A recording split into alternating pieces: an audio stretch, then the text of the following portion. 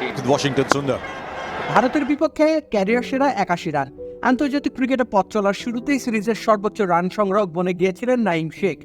ভারতের তুখোড় সব ব্যাটারদেরকে পেছনে ফেলে 3 ম্যাচে টি-20 সিরিজে সর্বাধিক রান সংগ্রহ করেছিলেন তিনি।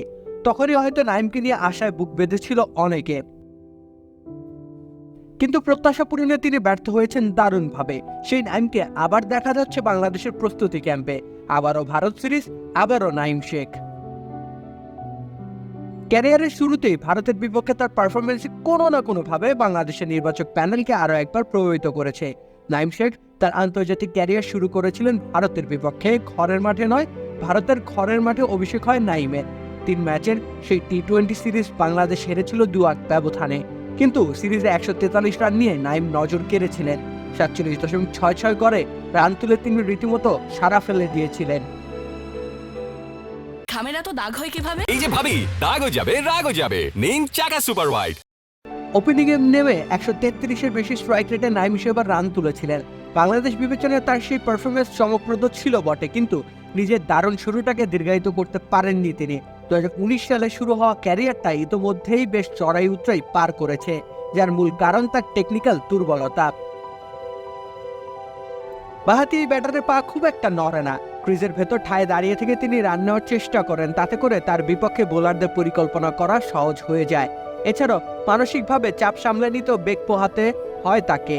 চাপের মুহূর্তে মাত্রাতিরিক্ত ডট বল খেলার বিষাক্ত প্রবণতা রয়েছে তার। ধারাবাহিকভাবে রান করতে না পারা বাংলাদেশের খেলোয়াড়দের নিত্যদিনের দুর্বলতা। নাঈম শেখ তার ব্যতিক্রম নন। তবুও নাঈম ফিরেছেন জাতীয় দলের ক্যাম্পে। ফিটনেস ঠিক রাখতে মাঠে দৌড়াচ্ছেন, আবার নিজের ব্যাটার সত্তাকে চাঙ্গা রাখতে নেট অনুশীলনও করছেন। ভারতের বিপক্ষে তার খেলা সেই সিরিজটি হয়তো এ দফা প্রভাবক হিসেবে কাজ করেছে বছর 5 পর। তাছাড়া তাকে এই মুহূর্তে জাতীয় দলের ক্যাম্পে যুক্ত করবার বিশেষ কোনো কারণ নেই, কেননা সাম্প্রতিক সময়ে বাংলাদেশ এ দলের হয়ে পারফর্ম করতে ব্যর্থ হয়েছেন তিনি। যদিও কেউ কেউ ঢাকা প্রিমিয়ার ডিভিশন ক্রিকেট লিগে তার পারফরমেন্সকে প্রভাব ধরতে পারে, তবে একটু মানসম্মত বোলিং আক্রমণের সামনে নাঈম বরাবরই ঢুকেছেন। ডিপিএল এর মান নিয়ে তো প্রতিনিয়তই উঠছে প্রশ্ন। এখন দেখবার পালা আবারও জাতীয় দলের সুযোগ এলে ভারতের বিপক্ষে নাঈম পারফর্ম করতে পারেন কিনা, নাকি তার গুরু খালেদ মাহমুদ সুজনের আক্ষেপকে আরও দীর্ঘায়িত করবেন।